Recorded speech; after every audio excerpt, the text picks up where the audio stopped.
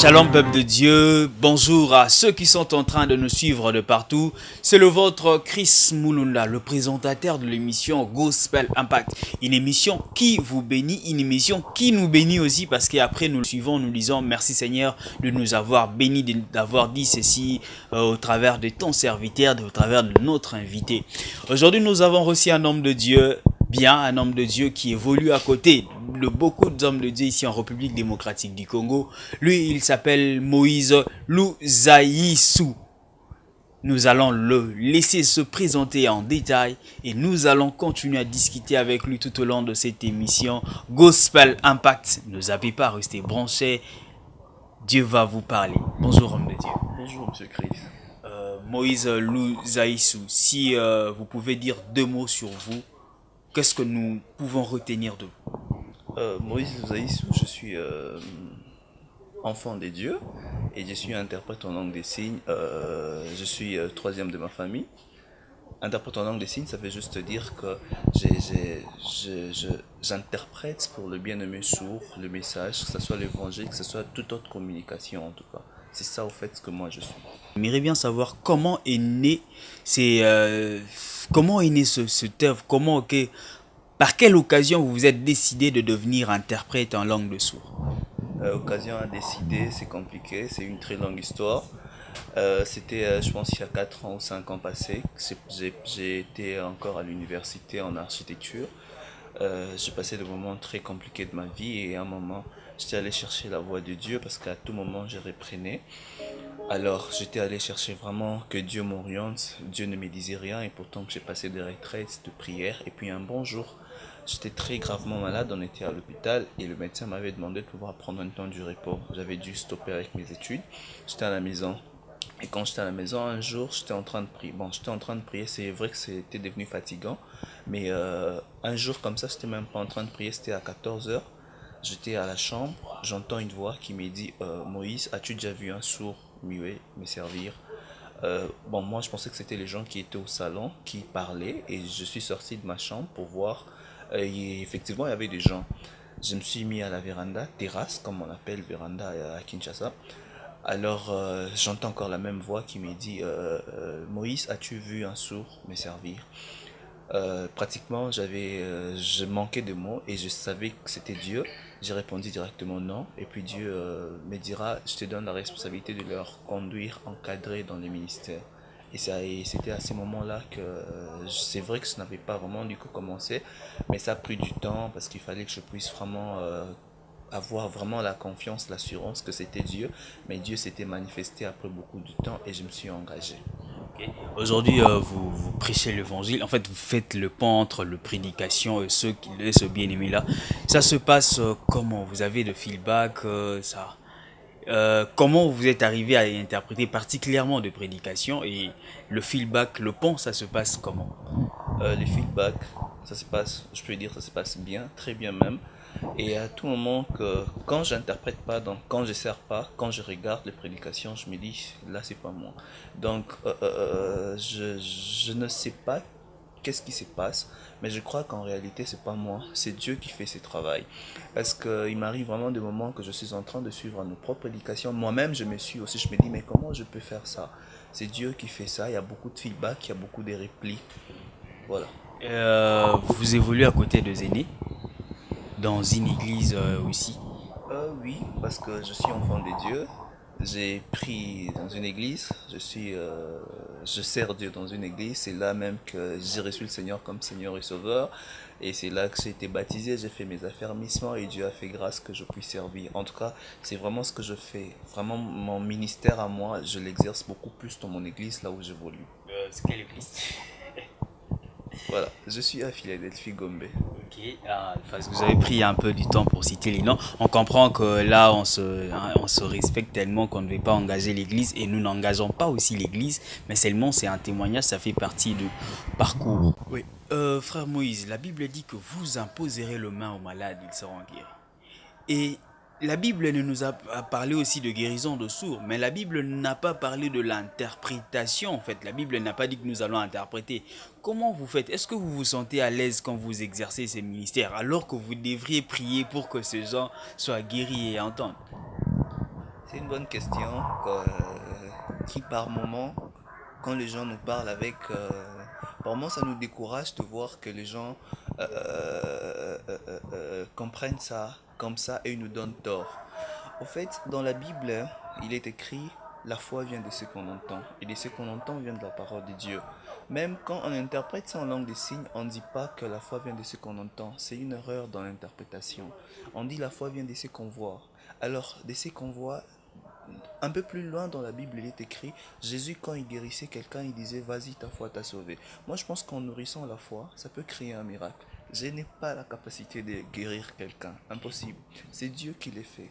Alors, on peut peut-être se poser la question, pourquoi jusque-là, Dieu n'arrive pas à leur guérir. Je sais pas, là ça n'engage que Dieu. Mais moi je me dis si aujourd'hui je fais bien mon boulot, je sauve une âme. Le reste c'est Dieu. Admettons qu'on prend le temps d'attendre que Dieu leur guérisse et que quelqu'un meure. Ça sera quoi la suite de son âme? Nous ce qu'on fait, on fait pas en attendant que Dieu guérisse, on fait vraiment notre boulot parce qu'il faut aussi savoir que c'est pas tous les sourds qui vont parler, qui vont entendre aussi. Non, même dans la Bible, Jésus n'a pas guéri tous les sourds.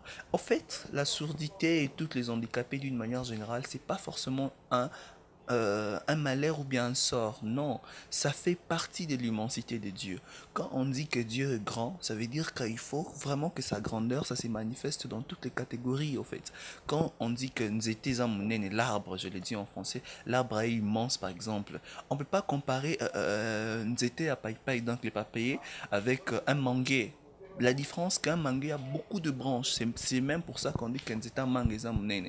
Mais paille paille, c'est vraiment qu'à 30 d'arbres, ça monte jusqu'au-dessus. Dieu, c'est comme un mangue. Il a beaucoup de branches. Dieu a des sourds qui doivent se révéler en eux. Dieu a des aveugles. Dieu a des handicapés. Dieu a tous ces gens-là. Et quand la manifestation de l'œuvre de Dieu s'accomplit dans leur vie, c'est là qu'on peut aussi dire l'immensité de Dieu. J'aime bien voir les miracles de Dieu que le sourd entend. Je me rappelle, il y a des amis qui me font rire en me disant Yoso baba lobi msane sili. Bon, c'est vraiment pas ça au fait ma course, mais du moins je sais que Dieu est capable de guérir à son temps, mais nous faisons ce qu'on peut faire. Dieu est capable de guérir en son temps et nous faisons ce que nous pouvons faire. De la même manière, Gospel Impact est en train d'évangéliser sur le net, en ligne, un monde compliqué. À chaque minute, il y a un élément d'une vidéo pas bien à citer même le nom ici qui s'est mis en ligne, mais nous mettons l'évangile. Nous bénissons Dieu pour le témoignage que nous recevons en Belgique, le témoignage que nous avons reçu des fois dans Bangladesh, dans fin fond kuna. Il y a des gens qui sont guéris, il y a des gens qui sont touchés. Un grand merci à tous ceux qui ont participé dans cette émission Gospel Impact et à ceux qui veulent participer également.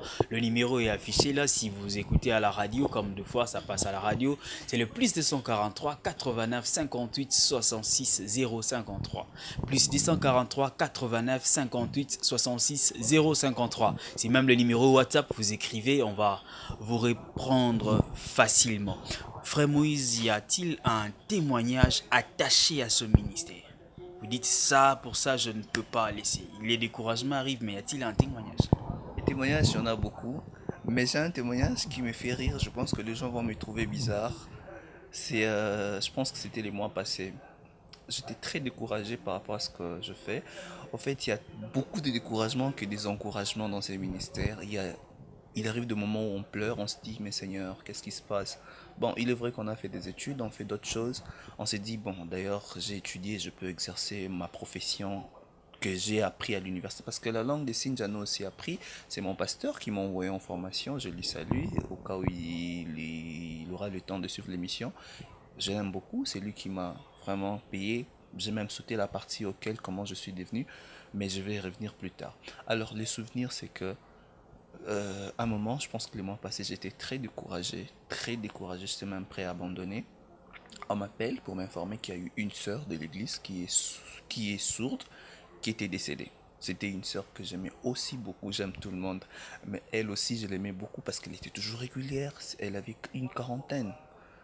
Alors quand elle était décédée, ça m'avait vraiment j'avais très mal dans mon cœur. J'ai pleuré, c'était un jeudi, je suis rentré à la maison, j'ai fini les cultes, je suis rentré à la maison, j'avais que de pleurs la nuit.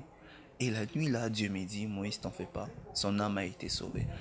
Pour moi jusque là, c'est un bon souvenir. Et puis puis ça m'a donné la force. Et le vendredi, on a fait les démarches pour l'enterrer. Il y a eu des bien-aimés de l'église qui se sont mobilisés. Merci à toute l'équipe. Vraiment, on a enterré la sœur. J'ai eu la paix dans mon cœur parce que Dieu m'a rassuré. Et je me dis, bon, je ne peux pas arrêter parce qu'il y a des âmes qui sont en train d'être sauvées. C'est vraiment parmi mes... Mais il y en a beaucoup. Il y a eu des sourds qui se sont mariés. Il y a des comportements qui changent. Vraiment, il y a des sourds qui deviennent épanouis. Il y a beaucoup. Mais ça, c'est plus fort. Mais donc ça va aussi de pair avec ce que vous aviez dit tantôt là. Dieu, l'objectif c'est de sauver les âmes. Peu importe la manière dont on communique, mais l'objectif reste de sauver les âmes. Le ministère est exercé seulement à l'église, le ministère auprès des sourds est exercé qu'à l'église ou vous l'exercez aussi dans ailleurs, il y a un cas d'invitation, de centre sur terrain, évangélisation aussi. Je peux dire officiellement, les ministères. Bon, à l'église, c'est un département, c'est pas un ministère. Mais lorsqu'il s'agit des âmes, il n'y a pas de quatre murs en fait. S'il faut que je puisse intervenir quelque part pour les saluts des âmes, je le fais. Mais je me rassure de bien faire. Quand j'ai dit que je me rassure de bien faire, il faut que je puisse avoir des autorisations de, de mes supérieurs, de mes pasteurs. Il faut que je puisse vraiment avoir toutes ces autorisations. Mais ça n'empêche pas que je marche, je rencontre un sourd, je lui parle de Jésus. Ça fait aussi partie de mon évangélisation, ça fait aussi partie de mon ministère. Mon ministère, quand je parle ministère auprès de sourds, je parle pas d'un regroupement de gens. Je parle de l'appel que j'ai, en fait, c'est ça que j'intitule ministère auprès de sourds. C'est pas qu'auprès de sourds, c'est d'ailleurs auprès des handicapés, mais maintenant, excusez-moi, auprès de personnes vivant avec handicap. Mais pour l'instant, on est d'abord avec les sourds, on va voir à la prochaine, parce que le but, c'est que l'évangile devient inclusif. Donc l'évangile puisse toucher toutes les couches de l'humanité. Le but, c'est que l'évangile puisse toucher toutes les couches de l'humanité. C'est de là même est née la pensée, si je peux dire, la pensée ou l'appel console un cœur, c'est ça? Ah oui, consoler un cœur, c'est un truc encore en coulisses. Je préfère pas en parler. Mais c'est encore en coulisses. Là, c'est un ministère à moi. Ok. Oui. Bon, ça, il faudrait qu'on attende les autorisations des aînés. Ah, bah, Papa Bolimbi Sabiso, il viendra vers vous pour parler en détail. On est en train de chider parce qu'on ne veut pas prendre de longs moments. L'essentiel, c'est que le message passe. Frère Moïse, vous encouragez aussi. Jusqu'ici, à Kinshasa, je trouve qu'il y a que l'église Philadelphie qui vraiment s'engage pour ce que vous faites comme travail. Est-ce que vous encouragez d'autres personnes à le faire aussi? Est-ce que il y a des avantages à le faire? Vous encouragez d'autres personnes à faire le même travail que vous? Déjà que je signale, il y a, je crois, 5 ou 6 églises qui font ça. Il y a aussi l'église catholique, il y a aussi l'église de Manjova. Il y a, en tout cas, il y a des gens qui commencent un peu à se réveiller. On n'est pas la seule. C'est vrai qu'on travaille chacun vraiment de, de, de la façon dont Dieu a mis ses fardeaux, la vision. Alors moi, j'encouragerais les églises de pouvoir tenir compte de... Ma grand-mère me fait toujours rire en me disant, mais toi, comment est-ce que Dieu peut donner un ministère que les gens ne donnent pas l'offrande? J'ai la salue, mais Nyota en Belgique. Alors, c'est compliqué. Les gens ne donnent pas l'offrande, c'est vraiment pas ça. Les buts, c'est que de gagner des âmes. Un petit témoignage, c'est vrai que comme ma grand-mère dit ça en blaguant, mais moi, ça me touche. Mais Dieu me bénit d'une autre manière. Alors, je m'aimerais encourager les églises de pouvoir tenir compte de ce sont des âmes du Seigneur. Vous savez que si on exploite pas ces terrains, les diables, déjà qu'on peut dire, parce que quand il n'y a pas Dieu, pratiquement c'est les diables prétendent déjà gagner du terrain. Alors ce qu'on peut faire, c'est de pouvoir ravir ces terrains. C'est un terrain très vide. Beaucoup de sourds ne connaissent pas Jésus. Je me rappelle, pendant que j'étais en formation, j'avais fait une année de formation, un prof nous disait que il y a certains sourds qui pensent que Jésus c'est un voleur. Bon, ça reste à vérifier, mais je pense. Alors, il nous a même démontré pourquoi un certain groupe de sourds pensent comme ça. Pourquoi? Parce qu'ils n'entendent pas. Et ils suivent le film, ils se contentent de la vue. Mais quand ils suivent le film aussi n'est pas interprété. Alors, quand ils voient qu'on frappe Jésus, du coup, pour eux, ils se disent, ah, ah, Mouyibi. Donc, certains pensent comme ça. Alors, nous sommes face à des gens qui a par exemple 40 ans, parce qu'à l'église, on a aujourd'hui, l'effectif, c'est vraiment entre 150 ou 160 sourds. On a des papas, des mamans, des enfants. On entre même dans des départements. Alors, voyez-vous que vous êtes face à quelqu'un qui a 50 ans, il est sourd. Donc pendant ces 50 ans-là, il sait que Jésus c'est un voleur. Pour toucher le cœur de cette personne, c'est Dieu. Et il faut vraiment que les églises se réveillent. Il faut vraiment que les églises puissent tirer attention à eux. Les aveugles aussi, on peut adapter le Bible par rapport à leur langage, par rapport à leur écriture. On a besoin de que les églises se réveillent. C'est un truc que Dieu va encore c'est glorifier parce que quand un sourd prêche l'évangile, c'est même ça ma vision, mes rêves en fait. Dans les années qui vont venir, je serai peut-être pas toujours interprète, mais j'aimerais qu'un sourd devienne pasteur, un homme de Dieu. Il motive les gens, un chef d'entreprise, parce qu'on n'est pas que dans les spirituels, on est même dans les social. Mon église le fait en tout cas de temps en temps. Merci, vraiment, mon église le fait. Alors, nous voulons vraiment que les sourds puissent se sentir, avoir vraiment des, c'est considéré au fait avoir l'estime de soi, parce que si on ne traite pas ça, les âmes qui sont les sourds et les handicapés risqueront de traiter Dieu d'injuste. Pourquoi seulement Dieu nous a créés sourds et les entendants? Pourquoi seulement il y a des concerts gospel pour les entendants, nous il n'y a pas? Pourquoi seulement il y a des séminaires, nous il n'y a pas? Pourquoi seulement les enfants entendants partent à l'écodime? Moi, enfant sourd, je n'ai pas droit à l'écodime. Pourquoi seulement tout ça? Pourquoi seulement il y a des protocoles à l'église entendant, mais moi sourd, je ne suis pas protocole, tu vois? Vous voyez un peu, excusez-moi. Donc, si les églises pouvaient aussi tenir compte de, ça sera la force de l'évangile. Et on va vraiment, vraiment gagner du terrain au ciel. On va se voir, on se dira qu'on a fait un bon travail. Ça sera la force de l'évangile, nous allons gagner du terrain au ciel, on se verra, on dira, on a fait un bon travail sur terre. C'est notre prière, que l'on dise que nous avions fait un bon travail sur terre. Donc, peu importe le domaine, peu importe ce que vous faites pour le Seigneur, faites-les bien. Papa Moïse, est-ce qu'il y a un mot, on est en train de citer, il y a un mot, il y a un sujet que je n'ai pas évoqué, il y a un sujet que nous pourrons parler prochainement où il y a un message pour tous ceux qui sont en train de nous suivre. Un mot, ça ne manque pas. Et je pense pas que c'est la dernière émission. Mais merci déjà de m'avoir vraiment très bien accueilli, très bien reçu. Vous êtes vraiment un bon frère que je connais, que j'ai beaucoup de respect en tout cas. Alors un mot, s'il faut dire, j'encourage les gens parce que dans l'appel de Dieu, il y a diversité de formes. Nous tous, on n'est pas seulement appelés à être prophètes, on n'est pas tous appelés à apparaître à l'écran et tout. Il se peut que Dieu t'a donné une mission que tu trouves banale, que tu trouves non-sens. Parce que moi, je dois vous avouer que quand Dieu m'a dit de faire la langue des signes, ça n'avait pas de sens. C'était non-sens. Et aujourd'hui, je trouve vraiment un peu de sens dans ça. Peut-être Dieu vous a dit de faire un truc trop banal, pas seulement dans les ministères, peut-être pour le choix du mariage, peut-être le choix de l'université, le choix peut-être de voyage, peut-être le choix, je sais pas moi quoi. Ce qui est banal, si c'est Dieu, vraiment engagez-vous. Dieu est très fidèle, il restera fidèle, toujours fidèle. C'est dans des petites choses qu'il révèle sa force et son immensité. Moi, je conseillerais aux gens, aux jeunes, quand tu reçois l'appel de Dieu, euh, travaille sur ta particularité et c'est dans ça que Dieu va te bénir. Tellement que je viens de dire que je suis interprète en langue des signes, ça sera insignifiant pour moi de quitter l'émission sans faire quelques signes pour montrer aux amis sourds que je les aime. Alors je peux le faire en langue des signes. Vous êtes libre. Alors bonjour, moi c'est Moïse Douzaïs, interprète en langue des signes. Alors je dis à tous les sourds que je vous aime beaucoup. Jésus vous aime beaucoup. Alors vous êtes meilleur pour Dieu. Alors ne fatiguez pas, continuez à prier, continuez à aimer Jésus. C'est lui-même qui peut vous sauver. Que Dieu vous bénisse. Merci beaucoup. Ciao.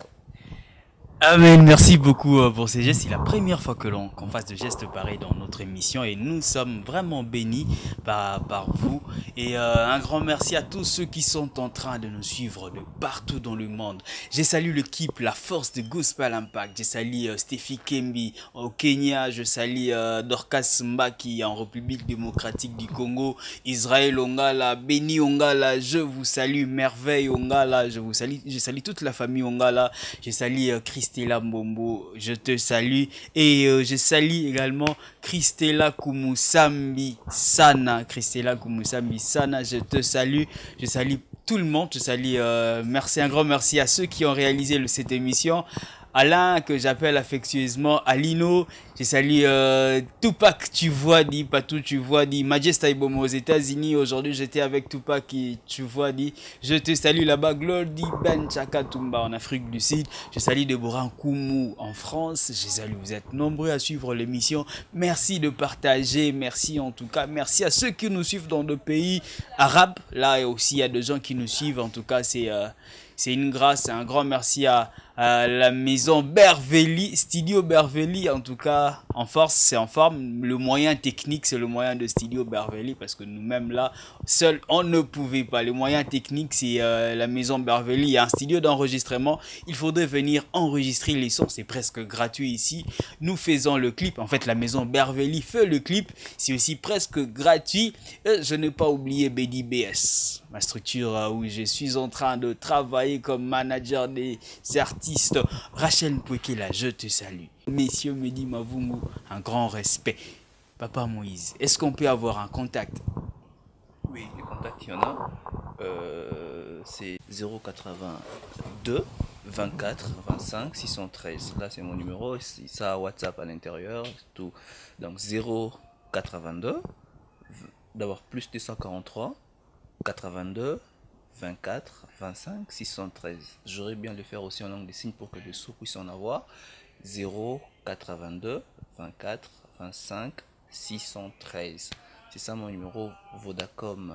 Voilà. Alors j'ai dit aussi merci à mes aînés, à mes pasteurs qui à tout moment me fortifient, prient pour moi d'une manière à une autre. Je ne saurais pas citer les noms. Alors merci à mon chef aussi, et je peux quand même citer Madame Nana Samba. Et merci à ma famille, David, Nzana, Valentine Mouteba. Ils sont très nombreux, Naomi, Hermine et tout ça là. Ils sont très nombreux, que Dieu leur bénisse. Amen, amen, amen. Et je salue aussi ma famille. Lauriane en Angola, Dada, je te salue. Je salue Plamidi Moulunda, Isa Moulunda, Bénédicte Moulunda, Jérémy Moulunda, Sarah Moulunda. Je vous salue. Vous êtes ma force, la force de Chris Moulunda, la force de Gospel Impact. Que Dieu vous bénisse. Merci de nous suivre. Merci de nous contacter pour la prochaine émission. Nous souhaitons que ce soit vous l'invité. À la prochaine. Bye.